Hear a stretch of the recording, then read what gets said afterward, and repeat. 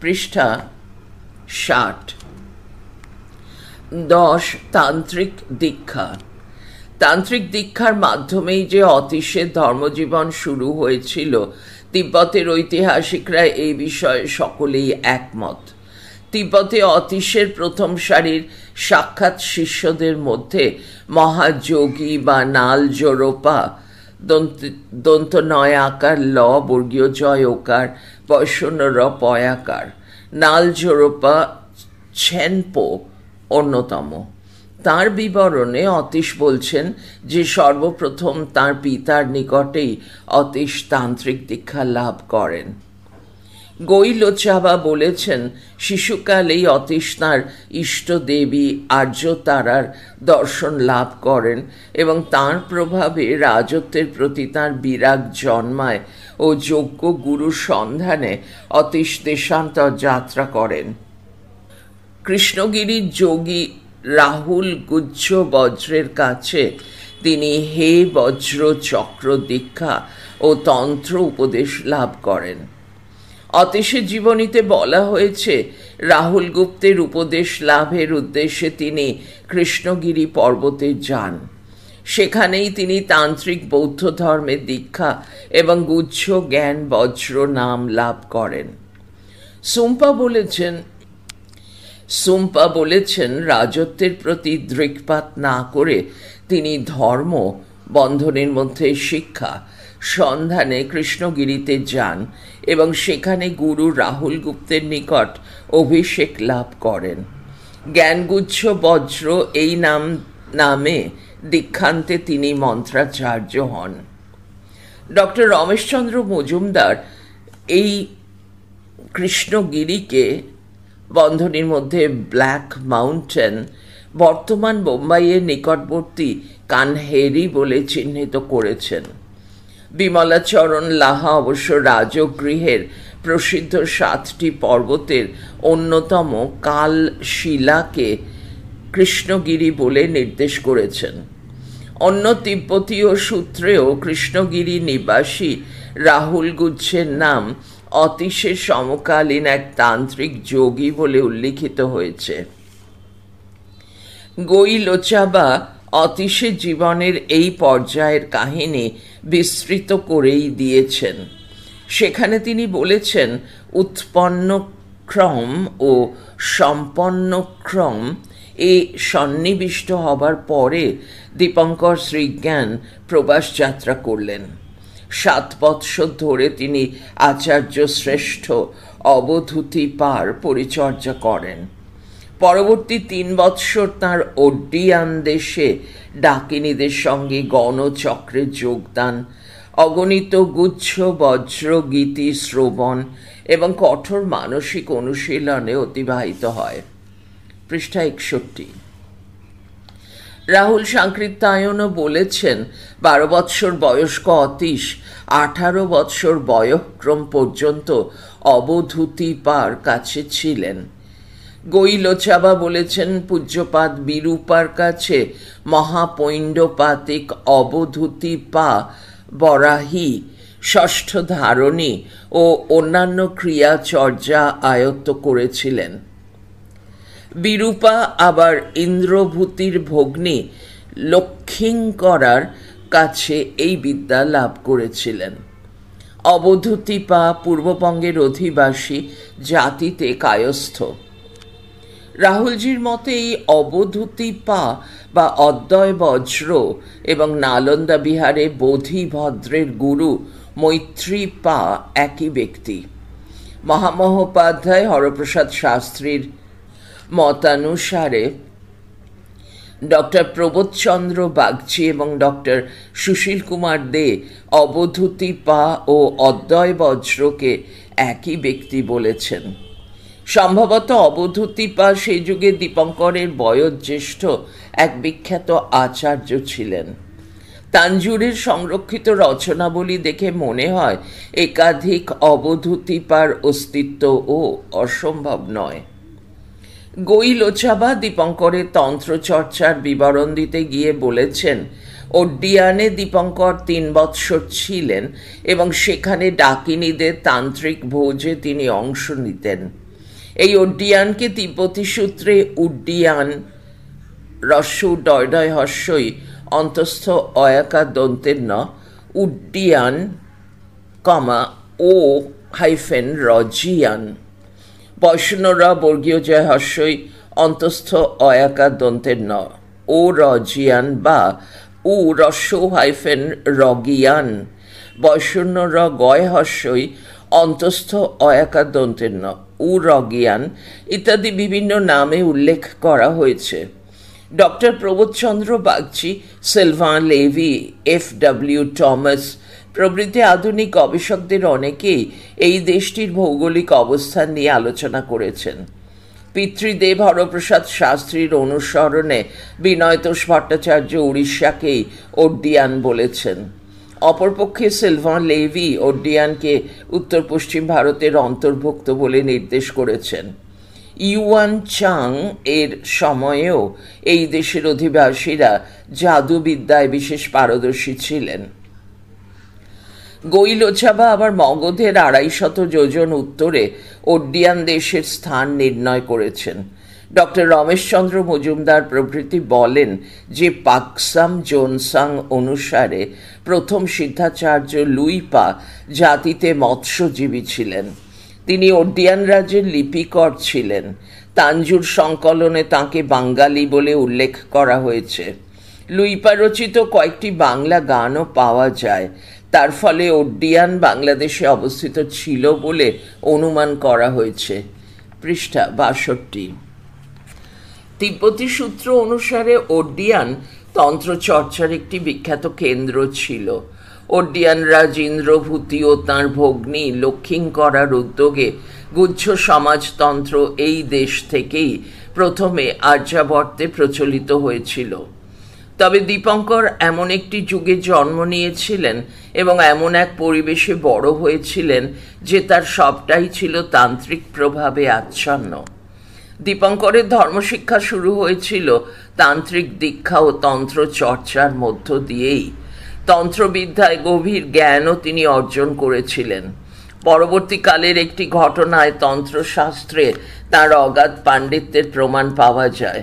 তিব্বতের বিখ্যাত পণ্ডিত লোচাবা রিনছেন সাংপো বা রত্নভদ্র ভারতের খ্যাতনামা তান্ত্রিক আচার্যদের কাছে শিক্ষালাভ করেছিলেন ও তিব্বতে সে যুগের সর্বশ্রেষ্ঠ তান্ত্রিক আচার্য বলে প্রসিদ্ধি অর্জন করেছিলেন।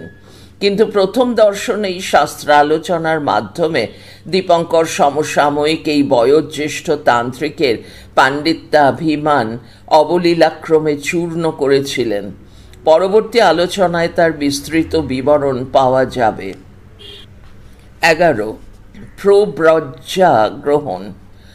পয়রফলা বয়রফলা বর্গীয় জয় জফলা আকার প্রব্রজ্যা গ্রহণ। তিব্বতের ঐতিহাসিকদের মতে বৌদ্ধ ধর্মের দীক্ষা গ্রহণ দীপঙ্করের জীবনে এক গভীর রূপান্তর সূচনা করেছিল। তান্ত্রিক অভিষেক গ্রহণকালে অতীশের নামকরণ হয় জ্ঞানগুচ্ছ বজ্র বা গুচ্ছ জ্ঞান বজ্র, আর প্রব্রজ্যা গ্রহণকালে নাম হয় দীপঙ্কর বা দীপঙ্কর শ্রীজ্ঞান। পরবর্তীকালে তাঁর এই দ্বিতীয় নামটিই সারা জীবনের সঙ্গী হয়েছে, আর তান্ত্রিক নামটি বিস্মৃতির অতলে তলিয়ে গেছে। তাঞ্জুরে জ্ঞানগুচ্ছের অনুদিত 15টি রচনা পাওয়া যায়। এই জ্ঞানগুচ্ছ স্বতন্ত্র ব্যক্তি এবং সম্ভবত ইনি কাশ্মীরের এক পণ্ডিত। তান্ত্রিক অভিষেকের পরে দীপঙ্কর আবার কেন প্রব্রজ্যা গ্রহণ করলেন সে সম্পর্কে স্পষ্ট ধারণা আমাদের নেই, কিন্তু এই দীক্ষা গ্রহণের ফলে তাঁর তান্ত্রিক মতবাদ পরিবর্তিত হয়েছিল এবং তন্ত্র মন্ত্র ক্রিয়া প্রক্রিয়া তান্ত্রিকের যা অবশ্য পালনীয় আচার আচরণ তারও বিরতি ঘটেছিল। পৃষ্ঠা 63। অতীশ বৌদ্ধ ধর্মের প্রতি কিভাবে আকৃষ্ট হলেন সে সম্পর্কে তিব্বতী সূত্রে একটি কাহিনী পাওয়া যায়। বজ্রযান চর্চায় যখন তিনি নিরত ছিলেন তখন এক রাতে তিনি স্বপ্ন দেখলেন অসংখ্য শিষ্য পরিবৃত হয়ে ভগবান শাক্যমুনি যেন তাকে প্রশ্ন করছেন, উদ্ধৃতি শুরু, এই জীবনের প্রতি তোমার আসক্তি কেন? কেনই বা তুমি বৌদ্ধ দীক্ষা গ্রহণ করনি? জিজ্ঞাসা চিহ্ন, উদ্ধৃতি শেষ। এই কাহিনী মতে স্বয়ং শাক্যমুনির প্রেরণাতেই অতীশ বজ্রযান চর্চা পরিত্যাগ করে বৌদ্ধ দীক্ষা গ্রহণ করেছিলেন। দীক্ষান্তে ডাকিনীদের গণচক্র ও তন্ত্রাচার্যদের সান্নিধ্য বর্জন করে প্রব্রজ্জাধারী দীপঙ্কর গভীর একাগ্রতায় ও প্রগাঢ় নিষ্ঠায় বিশুদ্ধ বৌদ্ধ ধর্ম অনুশীলনে আত্মনিয়োগ করেন। তিব্বতের ঐতিহাসিকরা বলেন, প্রব্রজ্জা গ্রহণের পরে 31 বৎসর বয়ঃক্রম পর্যন্ত দীপঙ্কর মহাসাংঘিক, সর্বাস্তিবাদী, সম্মিতীয় ও স্থবিরবাদী এই 4টি বৌদ্ধ সম্প্রদায়ের ত্রিপিটক অনুশীলন করেন। উদন্তপুরী মহাবিহারে শ্রাবক তালবশয়রফলাকার বক শ্রাবক ধর্মরক্ষিতের শিক্ষায় 2 বৎসরে তিনি মহাবিভাষা আয়ত্ত করেন। এই মহাবিভাষা অভিধর্ম বিভাষা বা শুধুমাত্র বিভাষা বলেও উল্লিখিত হয়। কাত্যায়নী পুত্রের জ্ঞান প্রস্থান গ্রন্থের টিকাভাষ্যরূপে এই বিভাষা রাজা কনিষ্কের আহ্বানে 4র্থ বৌদ্ধ মহাসম্মেলনে রচিত হয়। চীনা ভাষায় গ্রন্থটির অনুবাদ আছে, কিন্তু মূল সংস্কৃত রচনাটি সম্পূর্ণ লুপ্ত হয়েছে। এই গ্রন্থটির গুরুত্ব সর্বাস্তিবাদীদের কাছে অত্যন্ত বেশি। বিভাষার প্রতি একান্ত আনুগত্যের জন্য এই সম্প্রদায়ের অপর নামকরণ হয়েছে বৈভাষিক। প্রব্রজ্জা গ্রহণের পরে দীপঙ্কর ত্রিপিটক, মহাবিভাষা প্রভৃতি বৌদ্ধ শাস্ত্রসমূহ গভীর নিষ্ঠায় অধ্যয়ন করেন, কিন্তু তান্ত্রিকতার সঙ্গে এইসব গ্রন্থের কোনো সম্পর্কই নেই। প্রসঙ্গত বলা যায়, দীপঙ্কর যে বৌদ্ধ শাস্ত্রে অসাধারণ পাণ্ডিত্য অর্জন করেছিলেন, তিব্বতের ঐতিহাসিকরা উৎসাহ ভরে তার বিবরণ দিয়েছেন, কিন্তু শাস্ত্র চর্চায় তাঁর গুরু বলতে একাধিক আচার্যের নাম করতে পারেননি। এক্ষেত্রে রাহুল সাংকৃত্যায়ন যাকে শিলরক্ষিত বলেছেন, গৈলোচাবা, সুম্পা এবং শরৎচন্দ্র দাস তাঁকেই সম্ভবত ধর্মরক্ষিত বলেছেন। বুতনের গ্রন্থ থেকে একটি উদাহরণ দেওয়া যেতে পারে। বুতন মহাযান বৌদ্ধ ধর্মের খ্যাতিমান প্রবক্তা রূপে শান্তিদেবের পরে আর কারো নাম করতে পারেননি। শান্তিদেবের বন্ধনীর মধ্যে সম্ভবত 7ম শতক বন্ধনী শেষ বিবরণের পরে এই গ্রন্থে ভারতীয় ব্যাকরণ শাস্ত্রসমূহ ও যে ধর্মশাস্ত্রগুলি ভারতবর্ষ থেকে সম্পূর্ণ নিশ্চিহ্ন হয়ে গেছে সংক্ষেপে তার আলোচনা আছে। পৃষ্ঠা 64। ভারত থেকে এরপরে বৌদ্ধ ধর্ম কিভাবে নিশ্চিহ্ন হয়ে যাবে সে সম্পর্কে একটি ভবিষ্যৎবাণীও এই গ্রন্থে পাওয়া যায়। পরের অধ্যায়ে তিব্বতে বৌদ্ধ ধর্মের ইতিহাস এবং সেই পরিপ্রেক্ষিতে দীপঙ্করের জীবনী বর্ণিত হয়েছে। বুতন 7ম শতকের পরে ভারতে মহাযান মতের প্রসিদ্ধ আচার্য বলতে বিশেষ কারো নাম উল্লেখ করেননি বা করতে পারেননি। এদেশে তখন মহাযান শাস্ত্রচর্চার ধারা ক্রমেই ক্ষীণ হয়ে আসছে। সেই কারণেই পরবর্তী 11 শতকে দীপঙ্করের শিক্ষাগুরুদের তালিকায় ভারতে প্রসিদ্ধ মহাযানী আচার্য বলতে আমরা বিশেষ কাউকে পাই না। গৈলোচাবা ও সুম্পার মতে দীপঙ্কর 29 বৎসর বয়সে প্রব্রজ্জা গ্রহণ করেন এবং তারপরে মাত্র 2 বৎসর তিনি ভারতবর্ষে ছিলেন। দীপঙ্করের রচনাবলিতে যে গভীর শাস্ত্রজ্ঞানের পরিচয় পাওয়া যায়, মাত্র 2 বৎসরে সে পাণ্ডিত্য অর্জন সম্ভব কিনা বলা কঠিন, কিন্তু তিব্বতের ঐতিহাসিকরা বলেছেন তিনি এই 2 বৎসরেই বিভিন্ন শাস্ত্রে অগাধ পাণ্ডিত্য অর্জন করেছিলেন। সম্ভবত অন্য কারণে দীপঙ্করের এই 31 বৎসর বয়ঃক্রমটিকে তিব্বতের ঐতিহাসিকরা বিশেষভাবে চিহ্নিত করেছেন, কারণ এই 31 বৎসর বয়সেই মহাযান বৌদ্ধ ধর্মে গভীরতর বিপুলতর জ্ঞানের সন্ধানে দীপঙ্কর ভারত ত্যাগ করে প্রবাস যাত্রা করেন।